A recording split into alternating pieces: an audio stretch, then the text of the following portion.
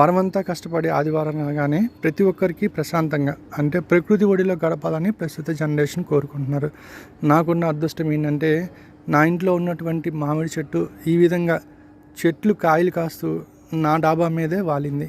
So వీటిని చూస్తుంటే ముఖ్యంగా ఈ కాయల్ని తినాలనిపించట్ల, ప్రశాంతంగా చూడడం, అలా చూస్తూ కాయల్ని ఉంటే చాలా హ్యాపీగా ఉంది.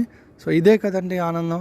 కోట్లే ఉండాలి, ఎంతో పెద్ద పొలాలే ఉండాలని ఏమీ అవసరం, ఉన్న దాంట్లో మనం సంతృప్తిగా బతకచ్చు.